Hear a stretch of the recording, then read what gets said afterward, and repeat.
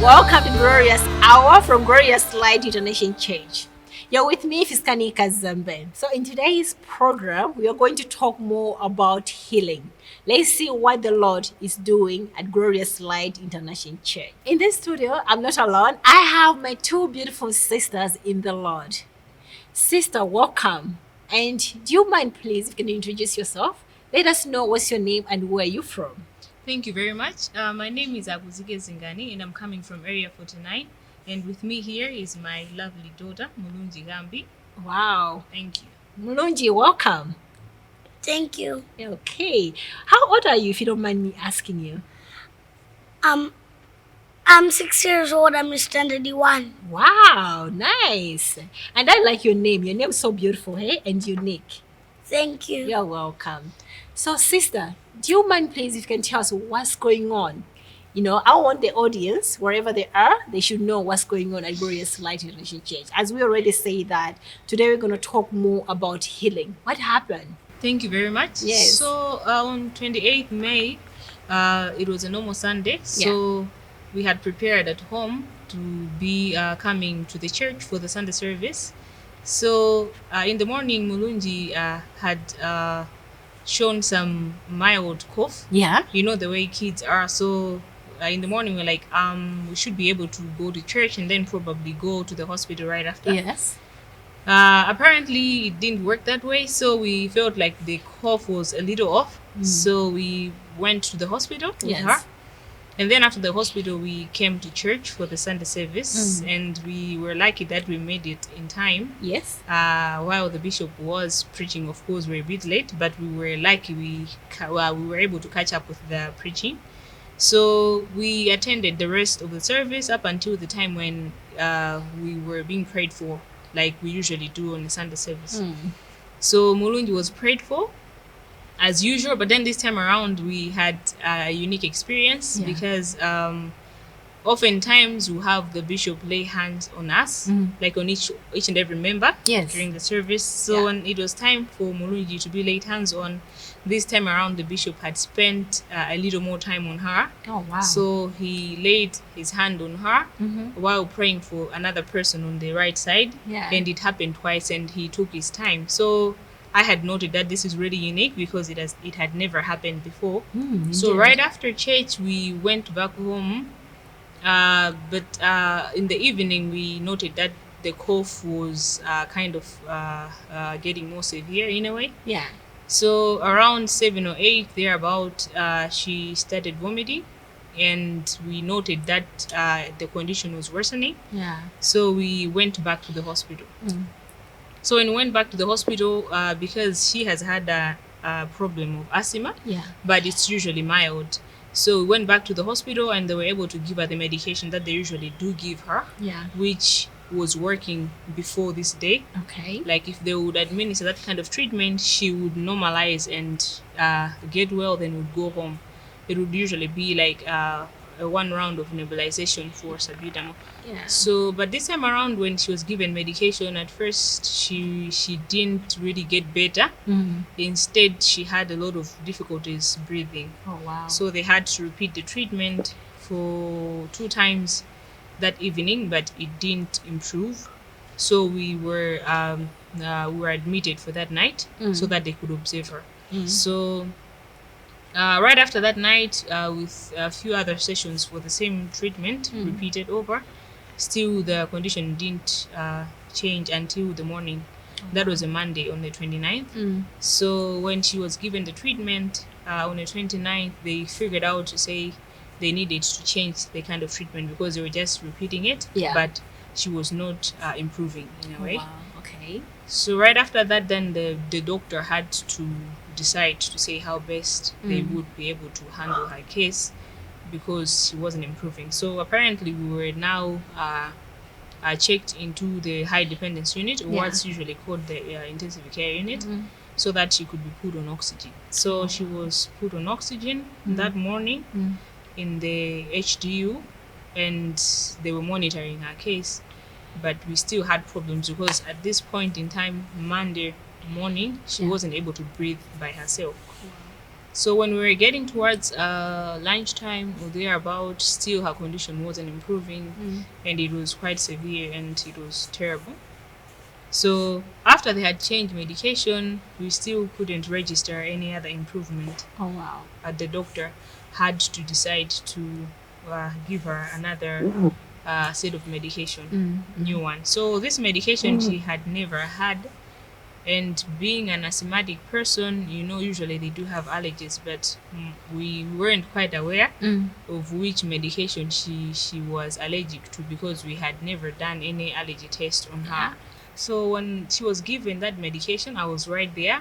She immediately went into what's called an anaphylactic shock. Oh wow. So this is a severe drug reaction that people who are allergic get to. Okay. But this is the most severe that really can take somebody's life. Oh wow. So once they had administered that medication, just in a matter of a minute or two, she now went into that shock, and then her lungs were shutting, and she started gasping, and her body swell up, the whole body swell up, and her skin color has started to change, and she couldn't breathe, and she was gasping. So it was more like an emergency. Yeah. So they had called in for an emergency to find ways to help her.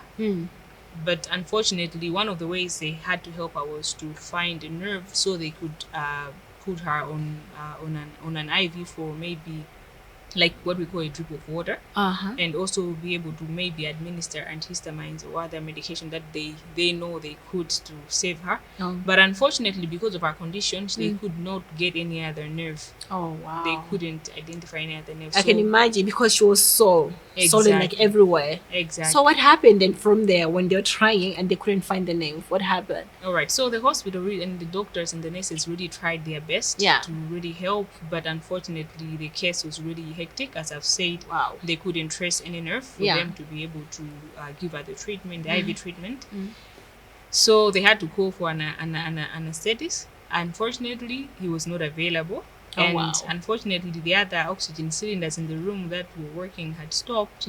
And it was quite a tense situation. And for me as a mother, it was really horrible. Yeah.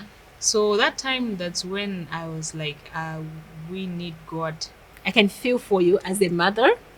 Being there, seeing a child is like hopeless. You don't even know what to do. Because I've heard like the oxygen wasn't working. How many oxygen were they there at that time? All right, at the moment, there were about 3 oxygen cylinders, if I remember. Oh wow, 3. Yes, unfortunately, they just stopped. They were working the whole time, like since morning in the afternoon.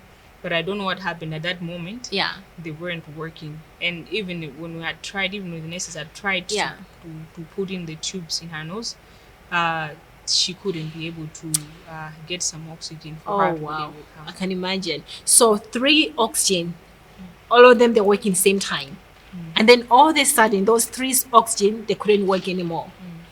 What were you thinking at that time when you see a child is lying down in the bed, hopeless? She's the doctors have tried several times to save her life, but nothing's working. And then the oxygen as well. So what happened at that time? Because I can imagine at that time she stopped talking, she stopped doing anything, right? Because she's on oxygen. Yeah. So what happened then? Yeah, so it was a very difficult moment for I can me imagine. as a mother, because I could see her gasp. Yeah. And I could see her, her tongue had swollen, had come out, and I could literally see her that we were losing her. Oh my goodness. And like as a mother, I would have loved to do whatever it is that I needed to do to help so that I could help and save her. Yeah. But most of the efforts that were done that time were really were really in vain. Yeah. Because a lot of things weren't working, because they wouldn't be able to administer any medication through IV because they couldn't trace the nerve and the oxygen wasn't working. So I knew at this moment to say that the only hope we had was God, because we needed a miracle at this moment. Exactly. When we were getting into the ICU, what I had done, I had texted Bishop Simama just to say I need prayers. Oh, sorry, just hold on. You mentioned that she went to ICU. Meaning at that time she wasn't eating, right? Because you mentioned about the tongue being swollen. So how was she surviving at that time? Because you mentioned about having oxygen. At the same time, she wasn't eating. How was she getting her food at that time? All right. So at the moment, she couldn't be able to feed, especially because of the allergy. Like usually when allergies hit you really hard to that extent, Yeah. a lot of body parts swell, and one of them is the tongue. And in fact, the lungs do swell up. That's why it's really difficult to really get some oxygen in. So she couldn't eat, like even from the morning until the time when you're getting to the ICU, until at this moment when we had this. So this was one day or several times, like several days? This was just one day. One day. Oh, yes. I see. So it was like Monday evening. Yeah. When she had this severe allergic reaction. So at this moment, then, as I have said, I had written a message to Bishop Simama when we're getting to the ICU to say I have my daughter. She's admitted at the hospital. She has an asthmatic attack, and she currently she isn't doing well, and we're being moved to the ICU. Yeah.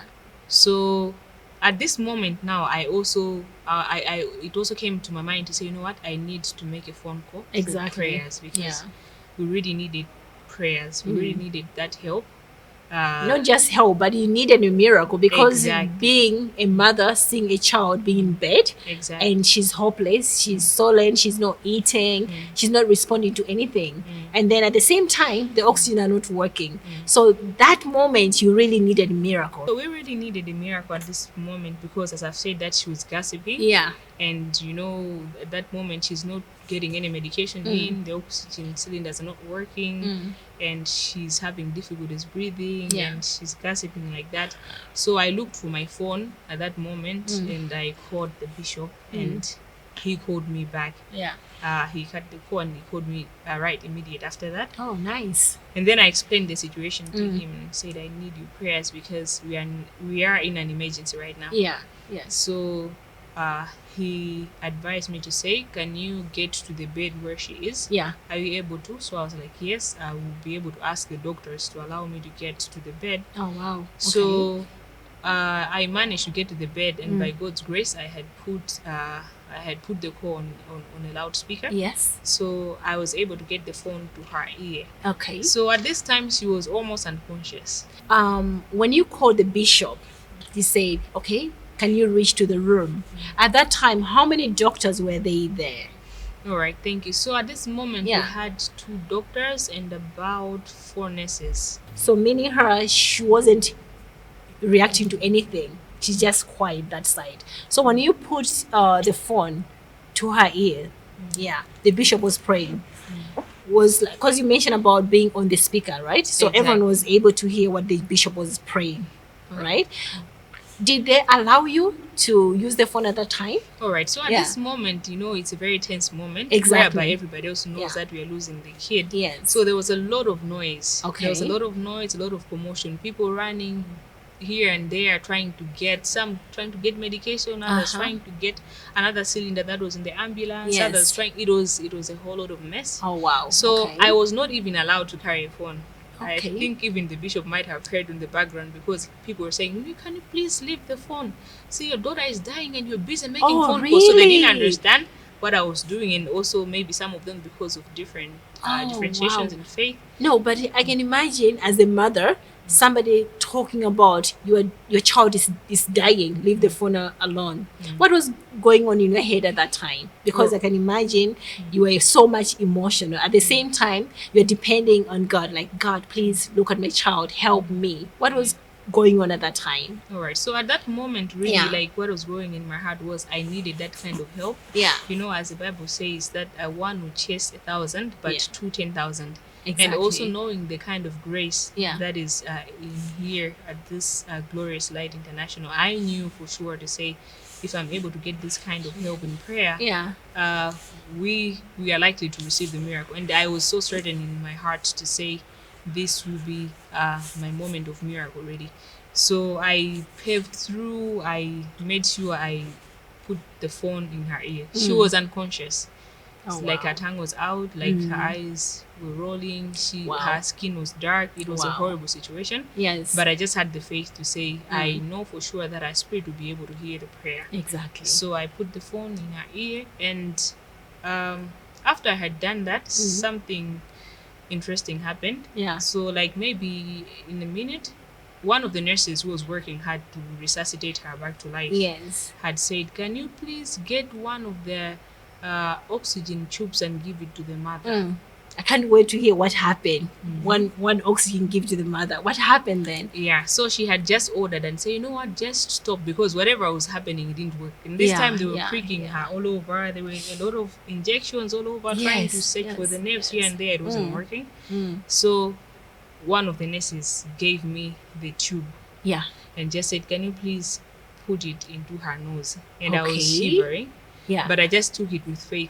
But this is one of the oxygen cylinders that was not working. Okay. So at that time, meaning the bishop already finished praying for her. Exactly. Okay. So he prayed quite a short prayer. Yeah, okay. And after that, he had said she will not die. Oh, wow. That live. was nice. I'm sure when you heard that, your spirit moved. Exactly. That was uplifted. Exactly. Like your spirit was uplifted, right? Exactly. Wow, that was encouraging. Yeah. I'm sure that even your emotion changed, right? The feeling that you had before to the time that you heard like she's not gonna die. Exactly. Yeah. So it was really, really uplifting, as you've said, really, to hear those voices, especially from a man of God. Exactly. And I had that faith and the strength, really. So I got the tube, which wasn't working. Yeah. And I just placed it in her nostrils. Yeah.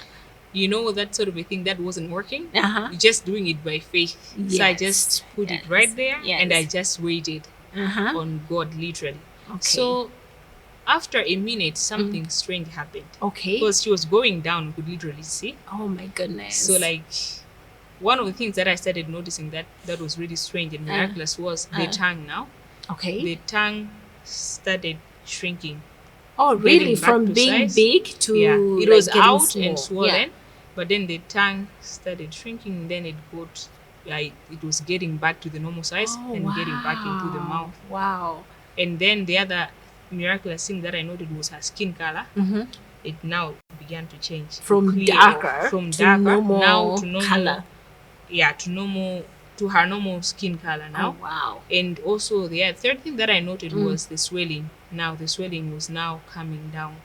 So I was just holding the oxygen tube into her nostrils like that. And I started noticing that. Then we noted also, you know, like in the ICU, they do have machines which regulate the heart rate. Yeah. You'll be able to see the pulse. Yes. That the machine is kind of like a computer. It's like a screen. Yes, like so a screen. So you even see the blood pressure and everything else. So we noted like significant changes now. Because by that time the oxygen saturation was below 70 or something thereabout, which was really horrible. But we could see it now peaking. Oh, wow. And now we could see her skin color change. And now she was like, she kind of got back to her senses. Yes. Woke up, and all of a sudden we could notice greater signs of life. Oh, wow. The way you are talking, like, I feel so excited for you at that time as a mother. Exactly. And it's so moving. So imagine, after being prayed, because you mentioned about 3 oxygen. So the tube that you end up putting in her nose, which machine? Was it the one, all these tubes were coming from one machine or 3 machines? All right, so there were 3 separate machines. So the one started working is the one the smallest one. The one you had? Yeah, the smallest one that we had on this side, on the left side, was the one that started working. And she was able to get back some oxygen in, and then she was able now to recover and the swelling, and she could now begin to breathe. And we could see that the shock she was moving from the shock now to being stable. Does it mean that at that time she stopped gasping? Exactly. So she stopped gasping. Oh, wow. She stopped gasping and she stabilized. Oh, wow. So it was a great miracle for us. I can imagine. And also it was a big experience, because now you are seeing like, I'm about to lose my child and I'm getting back my child. Exactly. I mean, God is amazing. Indeed. And I'm sure Mulunji, if she grows up and she sees or maybe she hears this, she'll be like, wow, God really loves me. Isn't it, Mulunji? Yeah, how are you feeling, Mulunji? Because did mommy tell you what happened to you? Do you know what happened to you? Yep. Yep, what happened? Sometimes I used to have tummy ache. Yes. And every minute I eat food, then I used to complain about tummy ache. Yes. So after some minutes, I started feeling the tummy ache going down. Oh, wow. and Okay. I started doing everything which I was not doing before, and everything was changing. Wow. And then sort of some time Uh-huh.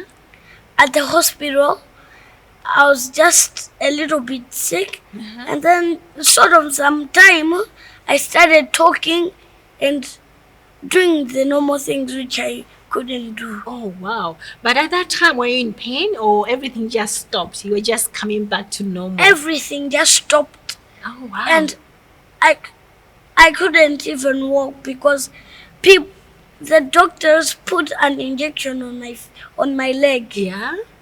and then every time when I'm going somewhere, my mom needs to help me to move. Okay. You couldn't move on your own I couldn't move on myself. because you were sore. Yeah. Okay. After some minutes, they removed it, and then the doctor said I should count numbers up to 20. Oh, wow. And then I did it, Uh-huh. and then said you can go home. And then after some minutes, we were starting to move at the ICU and going home. Oh, wow. So after some time, I saw that God was indeed doing things which I was not doing. By God's grace, I started doing everything. I started moving by myself, going to play, Wow. doing everything. And I'm so happy to hear that, God did his thing on you. Yeah. You got better. Yeah. From being sick, now you're okay. Yeah. Ever since that time you went home, have you been sick again? No. Oh, wow. I've Thank been God for eating that. food which I want. Uh-huh. Sometimes my mom used to buy me some food. Yes, you have talked about your tummy ache, but now I want to hear a little bit about your asthma, because sometimes you have a problem with your asthma, right? What's happening now? Now when I was sick, I used to have asthma attacks, but now I don't have asthma attacks, and I'm breathing by myself. Wow, no more oxygen. Yeah, no more oxygen. Did she have that thing you call, I think it's called inhaler? Exactly. Did she have that? I do. Oh, Yeah. you do? It's a white one. It's a white one. It's a white one with another one. Remember, you bought the first one didn't have medicine, then that you bought the other one. Eh? Yeah. So Oh, she had wow. several inhalers because Eh. most of the time she would get frequent attacks. Okay. She would get frequent attacks using the inhaler, but Yeah. then during this time when she was sick, all of those couldn't They work. couldn't work. But after Oh. the prayer, Yeah. she got out of the hospital on the 31st of May. We've never used We've never used any goodness. inhaler. So She's been May. just fine. Oh wow, May, Yeah, so June, for the July. month of It's like June 3 and July- months now. Yeah, and these are the Wow. very coldest months Exactly. of the year. And Yeah. in the previous years, we would have episodes of asthmatic attacks. Mm. But since June and this July, even though it's been very cold, Yeah. she has not used any. Oh wow. So we thank God for that. It's He's a compliment. amazing. He's amazing. That's the Indeed. reason why I love God. Hey, Indeed, he I is. mean, I'm so proud of you. Yeah, well done. And nice seeing you happy. Because I remember seeing those pictures. I'm like, wow, this child. But now it's nice seeing you running around, able to eat. God has been amazing to you, right? Thank you, Jesus, for healing me. God bless Bishop Simama for praying for me when I was in ICU. God loves you. Thank you. As we can see, Mulunji is very excited, Exactly. being okay. But how has she been ever since that time to now? All right, thank you very much. Yeah. So, ever since that time, there's been remarkable changes. Yeah. Usually, like right now, it's cold season, cold weather. Yeah. Before this prayer that we had received during this emergency time, Yes. she could hardly stay like the way she is right now without a okay. jumper. Yeah. Like you could really notice, she would still start coughing, and Yeah. then she would have problems breathing. Yeah. As in, she could barely sit normal like this. She would be coughing and having wow. difficulties in breathing. But right after the prayer, we noted one of the biggest changes we've noted is she rarely has those coughs and sneezes that she Wow. usually used to have. Wow. And she rarely has like difficulties in In terms breathing. of breathing, and also maybe when she gets to new places where there are different fragrances. Previously, she would react Yeah. Oh, okay. right away. Yeah. But ever since she was prayed for, all of that stopped. Oh, So we wow. thank God for the healing grace Yeah. that He really, really blessed us with, because He really worked out a miracle for us. Exactly. But now you mentioned about her having tummy. What about now? Is she still having a problem with her tummy? She no longer has those. So previously, whenever she had an asthmatic attack, Yeah. she would have a tummy. They would go hand in hand, like Oh, always. wow. So she would be having difficulties in breathing, but Can she would imagine. still be Yeah. having an upset stomach or even constipation. And then she would eventually be vomiting. Oh, That wow. had been the trend, but that also stopped right away. Oh, Right wow. after that time, yeah. Mulunji, I'm so happy for you. And I'm so happy that God healed you. Yeah? Do you pray a lot? Yeah, Mm-hmm. I do pray. Mm. Even when I'm going to sleep, Yeah. I pray with my mom. Sometimes if I'm waking up, I start by praying. After that, and then I do other things. Wow, that's very nice. And viewers all over the world, as you can see, our guests, they have explained themselves, and we have seen what God has done in their lives. If He can do for their family, I'm sure He can do for everyone. And I'm sure wherever you are, some of you are facing these kind of challenges.